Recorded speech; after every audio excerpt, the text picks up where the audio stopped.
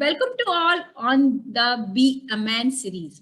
In today's talk show, our speaker is Stefan, is the CEO, owner of Ginger Camel LLC, a firm, a film production company based in Qatar, and Stefan originally from UK. So let's join hand together today to talk openly and redefining what is the meaning of be a man. In this talk show, we are going to talk and create a voice and a global voice to break the image, which has been portrayed in media for years and years. We have created this talk show to find out and hear from the men who are, as our speaker, they are taking part in this series. They are by themselves, they are creating their meaning, their definition. What is the meaning of being a man? So let's join hand together and welcome today's our speaker, Stefan. Welcome, Stefan, on this platform. Thank you, Dr. Shashi. Great to be on this show.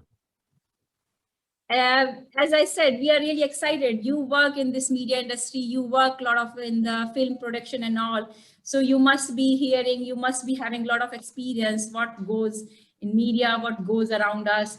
So before starting all about your work, I just would like to ask, tell us about your experience, your life journey and all. Oh, well, that could be a long one because because I am at the ripe old age of. We can connect, yeah. Yeah, because I am at the ripe old age of 52. So there is a long story, but well, starting from the beginning, my parents, my mum's from Sweden and my dad's from the UK, although he was born in Singapore because his dad was working for the Royal Merchant Navy. And they moved every time his dad got assigned, they moved wherever the Royal Navy was assigning him. So I probably followed his footsteps in a way, because when he was working for the Barclays Bank. He moved every time he got promoted.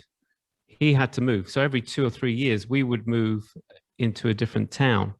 So my school days and going to university was always 2 or 3 years. Then I would move to a new town. So, and I quite liked that growing up, because I always saw that as a new opportunity to reinvent yourself, because you're literally basically you make new friends, and then by the end of the 2 or 3 years, you would have 2 or 3 really good friends, and then you would move to a new town, and then you would start again, and then so you could reinvent yourself. You could tell a different story, or you could give an impression of yourself that maybe you didn't feel that other people got the last time you moved to the last place. So that was my childhood, literally moving from town to town and school to school. Also, my parents found out that I was dyslexic when I was younger, and way back then dyslexia wasn't really recognized, but they knew something was not right because they had this intelligent boy at home, and then when I went to school, they would just say, well, he's thick, he doesn't know anything, he's not and they thought, well, that isn't what we see at home, so let's go and get him tested. So they took me up to London. There was a university or something that knew about dyslexia, and they did me an IQ test, and I came out, I think my IQ was 118, and they said, I wouldn't worry, he's going to be an engineer when he grows up. He is bright, don't worry about it. And so after that, they gave me they paid for extra lessons for my education just to get me through the format that school is. When I look now, when I'm doing homeschooling with my kids, you realize how a lot of the information, do we really need it? You're trying to cram in all this information to our children, and they're like, oh. Now there's some children that get it. There's some children that literally can take it all in and then regurgitate it. But there's a lot of children that think, what the hell? I haven't got a clue what's going on. And I was like that. It was literally, why? My little brain was going, why do I need this information? I don't even understand it. It's just like gobbledygook. I don't need it. So I think education needs to change. And I think with the pandemic, I think that it will change. I think it's opening everyone's eyes to actually how archaic this education system that we're all in at the moment, and it needs to evolve. So yeah, that was my childhood. Then I loved music. I used to write music. I used to write poetry. I would spend hours in my bedroom. That was my kind of release. I didn't realize at the time how deep I would go within myself to write poetry and create music. Even though I couldn't play, I had a few piano lessons, but only one hand would really work. The other hand was a little bit, I couldn't really coordinate the two hands. So what I would do is I would layer little riffs over the top. And at that time, there was computers were getting, you talk to someone today and they're thinking, oh my God, what did you have in those days? But we didn't have computers that literally could layer and you can compose symphonies. You had literally, you might be lucky, you would have a box called a sequencer that you could record a riff and then you could layer on top another riff. And that's how I compose music. And I love to do that because there was always tunes inside my head that wanted to come out. And I would just be able to recreate it, just playing it with one hand, recording that, and then recording over the top. So that was my teenage years. I had a good group of friends. We used to go out, and they were a combination of boys and girls. Never saw any difference between girls or boys, although, as you get in your teenage years, you become more interested in the girls. And then because I had this love for music, I really wanted to go into the recording world and the music world. And I was quite happy to leave school and work in a recording studio as a T-boy and work myself up. But my parents were adamant that no, education was the key and you had to get your degree, etc., etc. So I tried to find a university that did music recording. And there was only one, which was up in Manchester at the time. Obviously now there must be thousands all over the place. Every university does music recording. And they told me I wasn't allowed to come in because I didn't have the qualifications of physics at the time.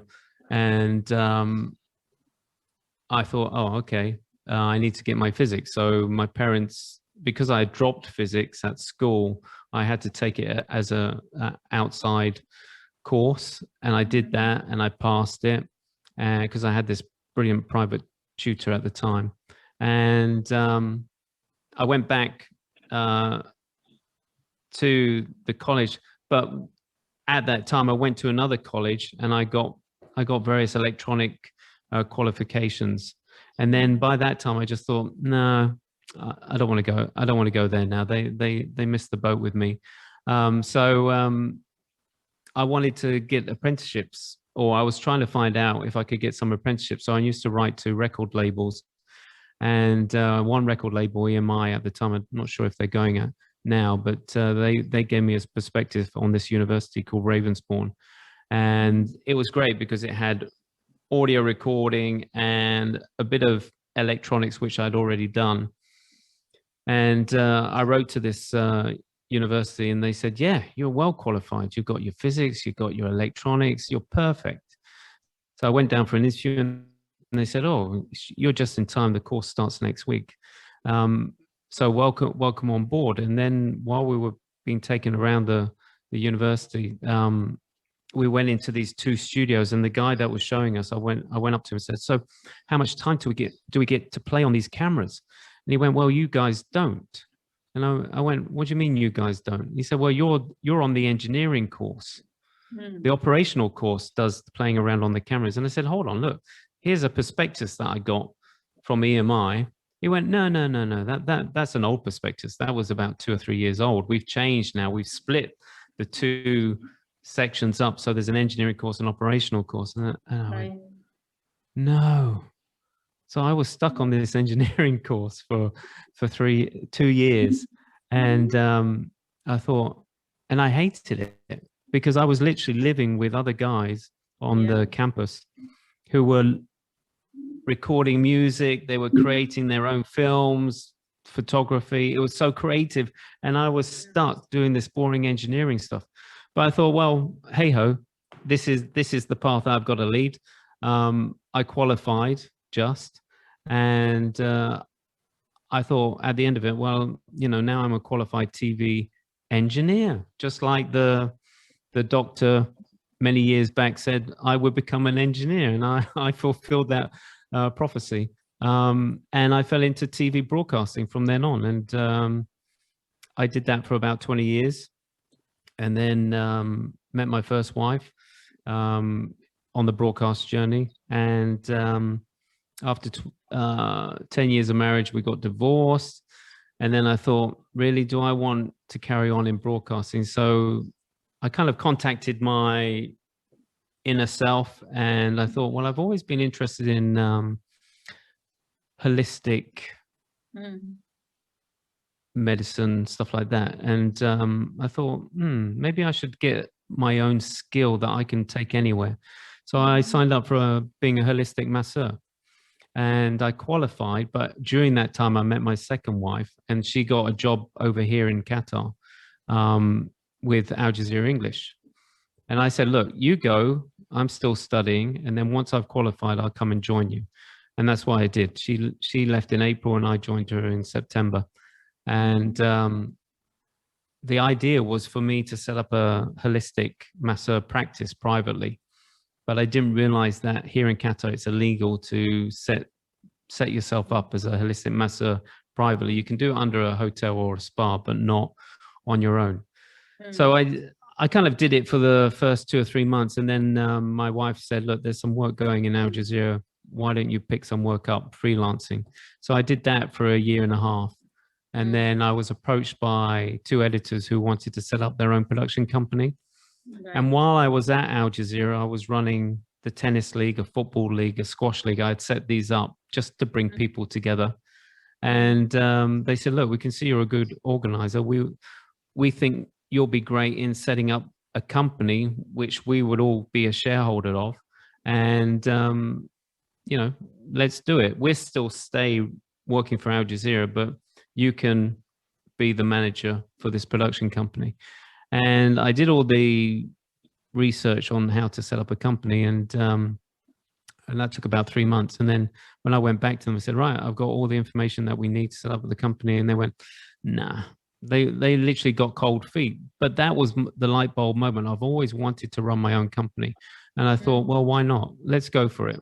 I don't have experience running a production company, but let's try it.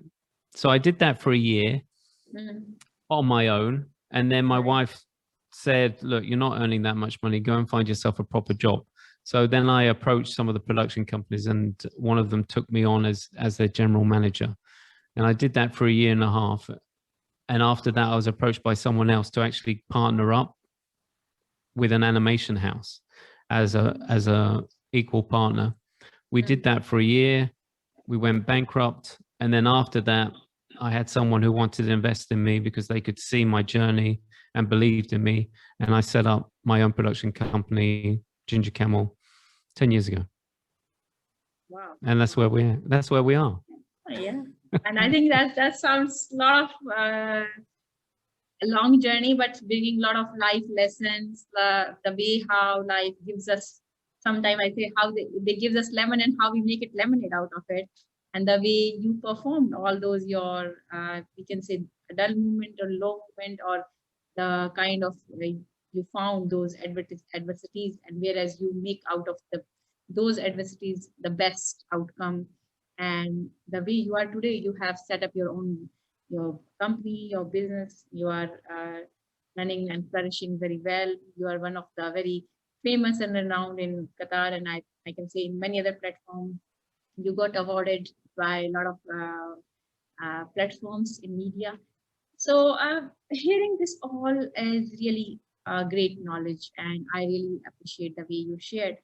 But when we are talking about, like when you were talking about your early life experiences and finding this education system, and I believe it's more or less, it's still today is the same. We try to fit all children in the same system, in same education system.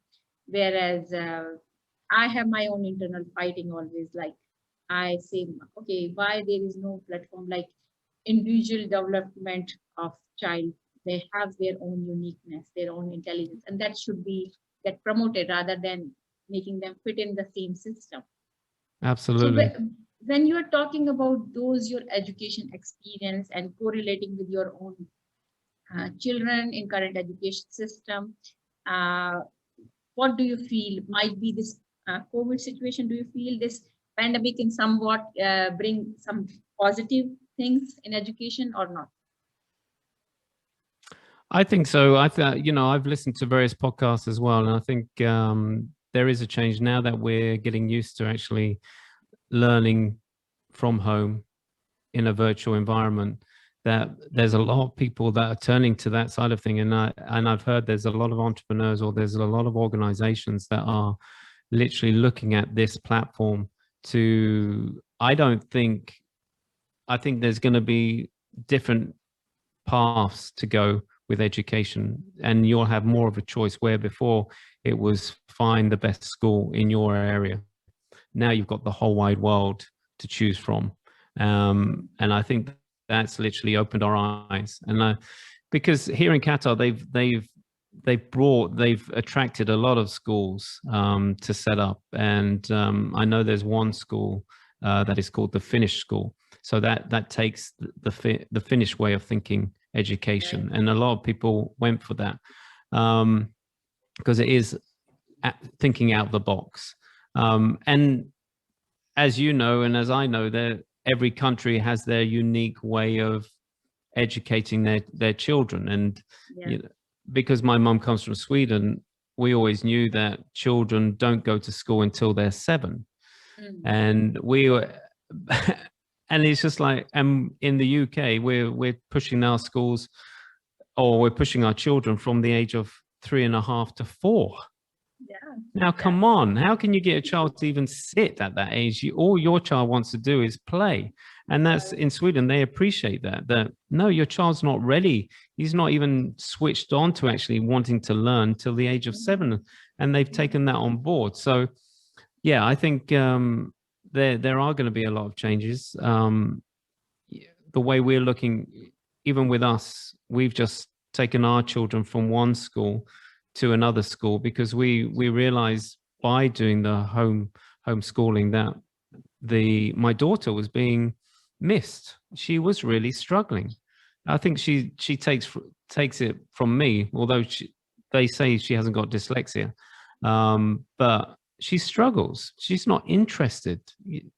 She's very intelligent when she's interested in something, but when it comes to school and the different kind of lessons or subjects, there is no interest. So we've got to there's got to be a way of finding a way to either not to put so much pressure on our children and not try and cram all the information about the whole wide world into this small head of theirs, and just teach them relevant things.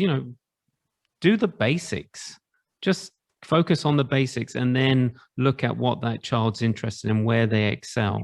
Because my daughter is very creative and very artistic, so let's focus on that. But just give her the basics for reading, writing, and mathematics, and then just focus on, oh no, we have to follow this format. It's stage 1, stage 2, stage 3, stage 4. It will be tested every single month, etc., etc. And it's just like, it's like a factory. I look at schools as factories, and being more looking at schools here in Qatar, I see them as businesses as well. Why are you here in Qatar?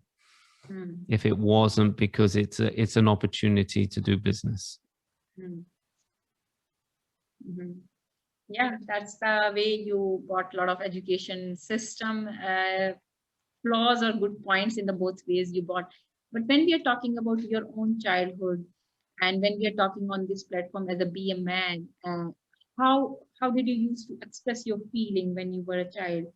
Like usually when we are talking about BeAMan as and the way we are today on this platform, it is in the media always like you have to be very bossy, you have to be very very strong personality, as they always talk about these way.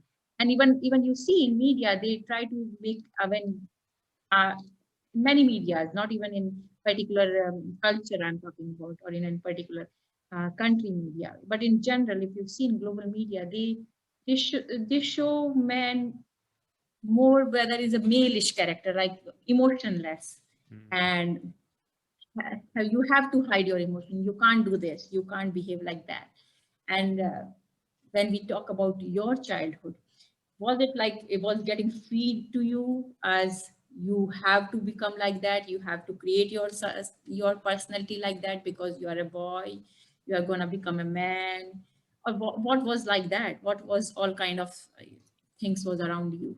Maybe you Yeah, I can. think, when I look back, my dad was a man's man, and he was a rugby man.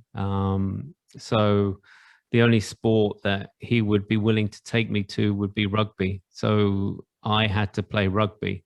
He Mhm. wouldn't let me play football. I love to play football, but no, he wouldn't take me to a football match or even football training.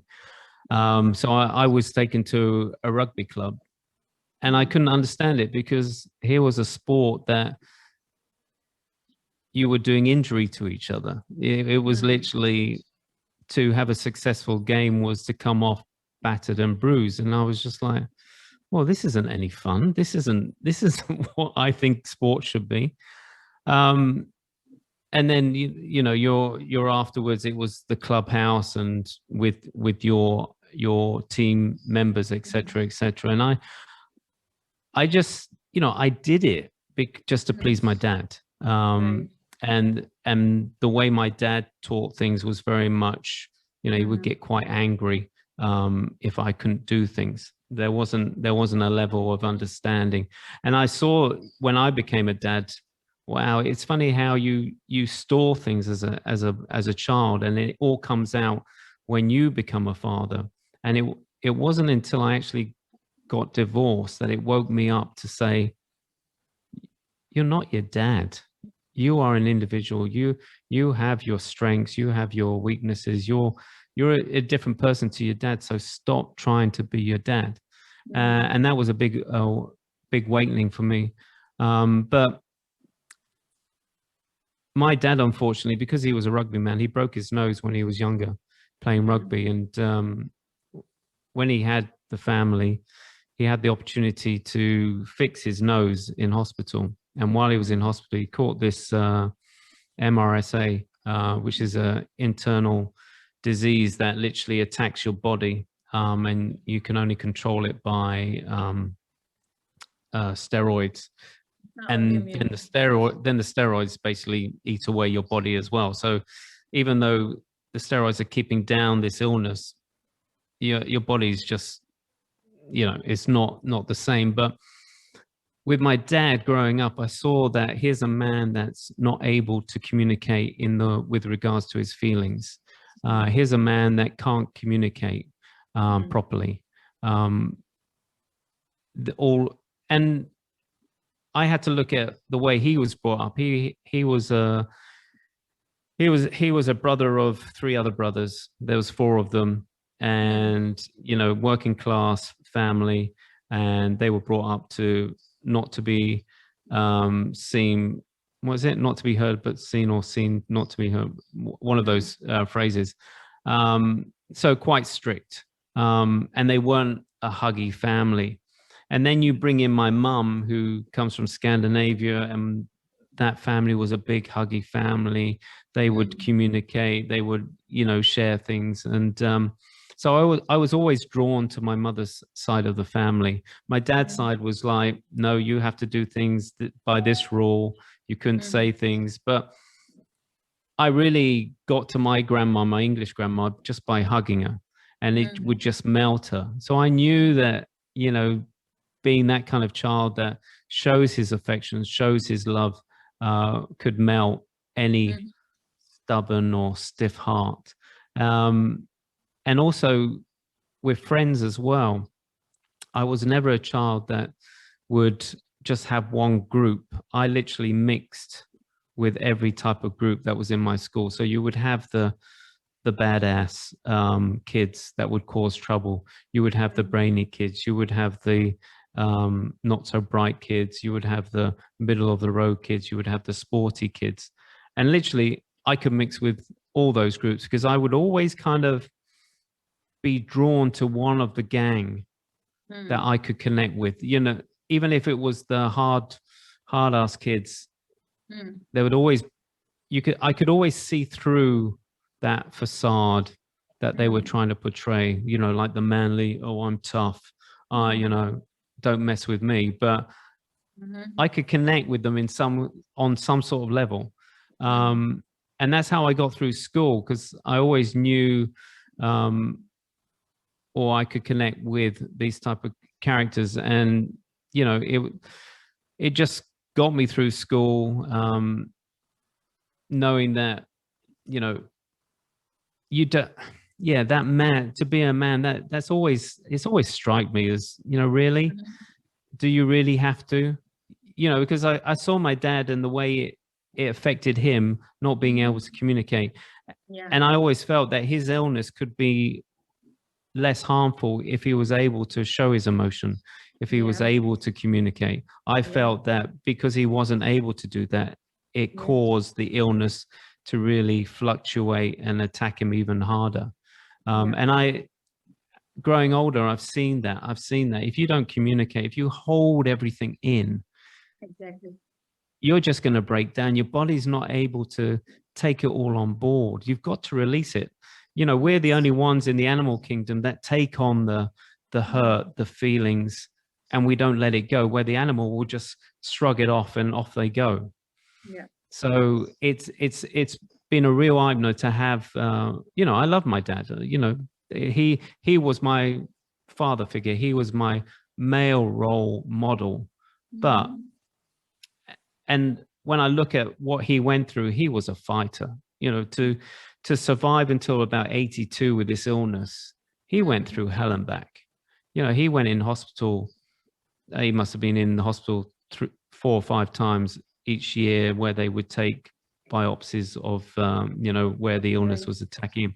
He would have various heart attacks, etc., etc. But he still kept that stiff upper lip of, no, this isn't going to get me. I'm going to get through this. But anytime that we try to say, look, Dad, you know, you really need to let it out. I think I saw my dad cry maybe once or twice in all his life. And I just think, no, there's more to life than that. You really, you know, you really got to be connected on both your male and your female side of things, which we all have. But he was too much onto his male side, his ego, etc., etc. And that was a big eye opener for me. And you know, I wrote my dad a letter maybe 2 years before he died, just saying, look, because when you have a son like me who's connected on male and female, when you're a man's man, it's hard for you, because you want that boy to be, you know, the best at rugby. You want to slug down the beers, and, you know, just to know, because that's the world that he knew. But he couldn't relate to me as an individual, where I was sensitive, I was connected, I enjoyed music, although he did enjoy music, but, you know, he just got into his way of life. So yeah. And I think the way you explain about your the figure as a father figure, and usually we experienced, and it has been created in, again I will say, in the, not in your father's story, not in my father's story, in general, that they tend to avoid, or they tend to forget those emotions, or they put that curtain. Whereas we all are human, and we all have all kind of these emotions, whether you call them those emotion masculine characters or feminine characters. But as a human, we have balance of all those emotions. And when every time when we talk about be a man, and there is they project to be masculine, to be strict, to be having those game which can hurt you, which can, you have to crush over somewhere or someone. And same time, uh, take an example in general in our society. When we talk about any, okay, we have political leader, they always try, even they are, as they want to become a human, but we, our society, we, our culture, our system, put them in such a curtain, in such a box, that you need to behave certain way, you need to behave in a such a figure, such a way, you no need to be emotional. Whereas I feel, when we talk about, if a leader who is having both characteristics and can be, brought those characteristics at the right time, many issues can be dealt more easily, rather than clashing between one after another. Oh, So 100%. yeah. I find it, you know, society, when you look at society and where, how far we've come in our development, to, take Trump, for instance.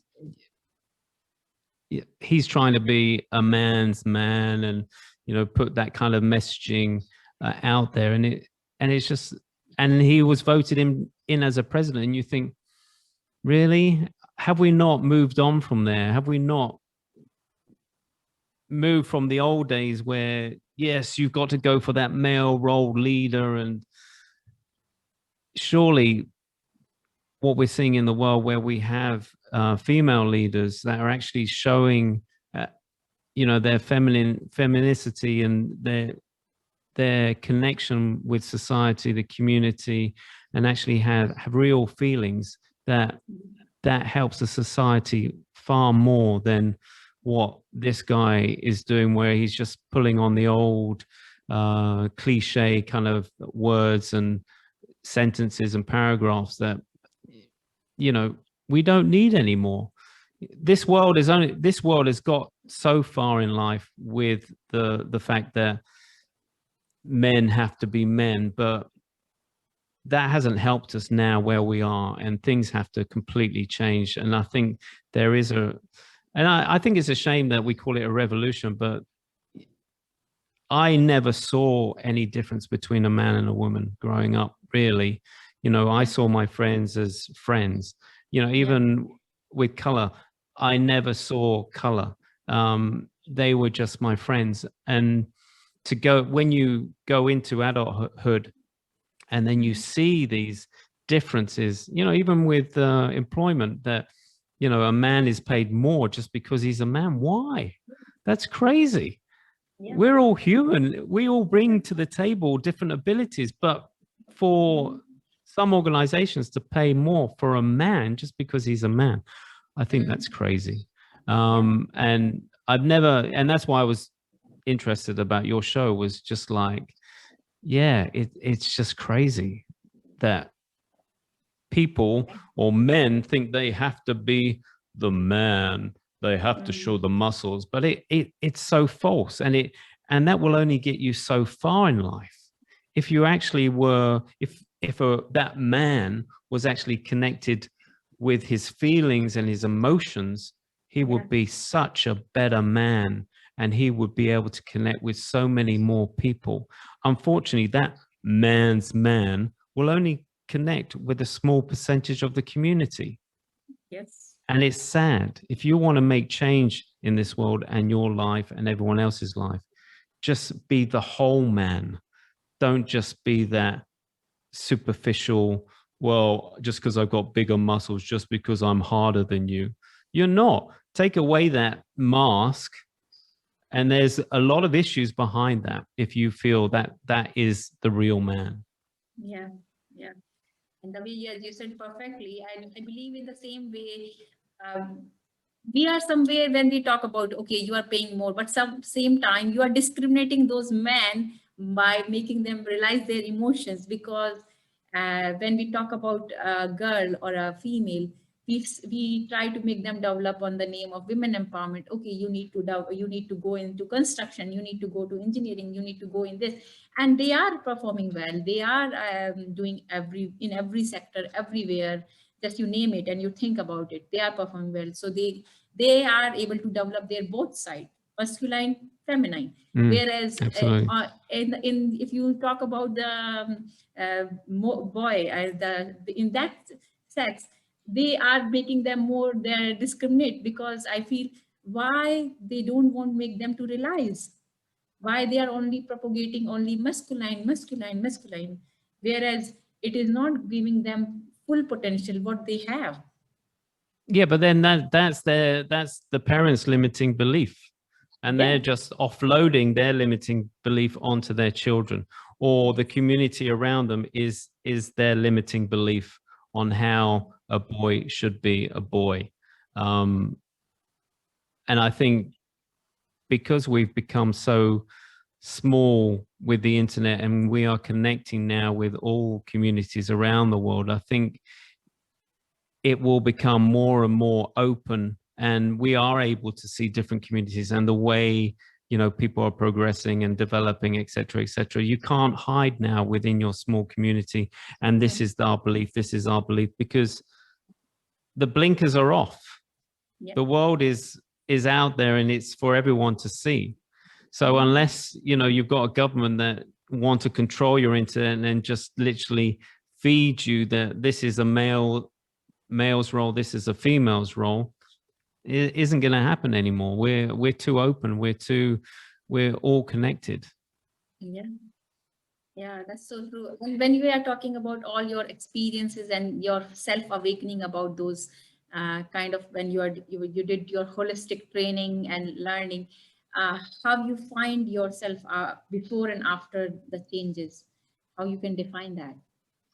Oh, I would say, well, now since last year, I've gone on a life coaching course, and, you know, I'm a life coach now. So, and it's even, I think when I reached the age of 50, I kind of, I really wanted to make a change for myself. And you're right, from the time that I started the holistic masseur and stuff like that, it really, and I've become more mindful of just how I think and act. It really woke me up in regards to I'm less angry, because, you know, I realized that your community, your family, that's how you learn from the age of 0 to 7. And that kind of is your initial pre-programming. And then I realized that, well, actually, I can change this. I don't have to act or react to the way things are. And it's been a big eye opener for me, and to actually read books on it and all your little internal voices as well. So yes, I can say that I'm much more relaxed. I don't react angrily like I used to. I actually step back, and it's like taking it from a third person perspective and seeing the situation and going, oh yeah, now how would I, or what shall I say, etc., etc. Where before I used to say things and I wouldn't even consider what that would have on anyone else. I would just spurt it out because I think, oh, I'm just being funny. Now I'm much more conscious of everything that I do, everything that I think, everything I say, everything that I take on board. So yeah, I feel like I'm in harmony with everything now. It's a huge eye opener, and I think for men, and that is my objective, is to go out there into the world, especially with my life coaching, is to literally connect with men who are on that point of touching with their inner self and realizing that to be that brusque, angry, strong image of a man isn't healthy for you, and you're going to have issues in a lot of areas of your life. And I can help you with that because I've been through that and I've been on that journey. Yeah. Yeah, that's, and again, that's very positive change, the way you explain about how you redefine the meaning of your own life, rather than putting into silos, different ways of about being what you are.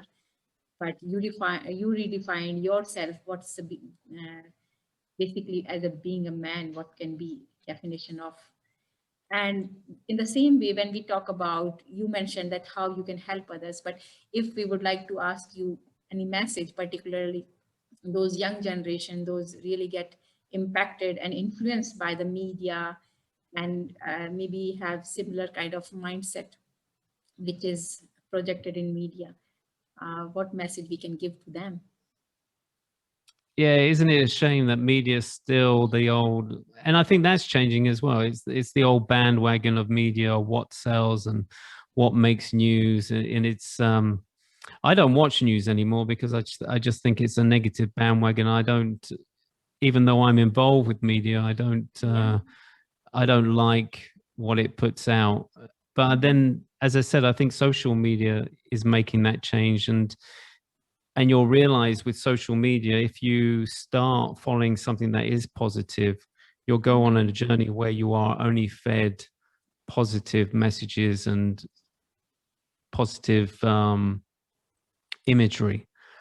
So I would say switch off those old forms of media because they're run by old, stuck in their ways, media moguls that are just interested in making money.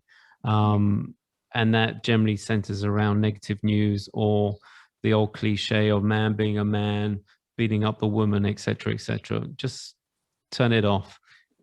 Go onto social media and look for things that connect with your heart. At the end of the day, don't listen to this. If you haven't got control of this, then you've got to start listening to your heart. And then once you start listening to your heart, that will start getting you connected with what truly matters inside here. And as I said before, we were pre-programmed from 0 to 7, and that was by your parents, by your community. So, take a step back and have a look at your community and see what they stand for. Now, if it is the old way of thinking about man has to be man, woman has to be in her place, then that's not what the real wild world is all about today. Go onto social media and find those key inspirational people that really speak and sing to your heart. Yeah. Yeah, and listening, this is really thought-provoking and insightful. Not only for me and for audience, I believe it will be same way for the audience and viewers who are listening and watching us. And thank you so much, Stephen. It was such a great pleasure to listening from you, to listening those really meanings what you have created for your life and your mission to create for others. Thank you so much. Well, thank you for asking me to come on your show, and I really appreciate it. And I hope it will, hopefully it will touch a chord with some of your viewers and listeners. Thank Thank you. you. Thank you. And I want to congratulate you for your work, which you are doing, and all the awards you have received for your work, and wish you great success and happy journey ahead. And thanks to all viewers for becoming part of this process by listening and watching, and for joining us to create meaning to be a man. See you in the next episode. Till then, keep creating a better self and better world. Till then, take care. Bye bye.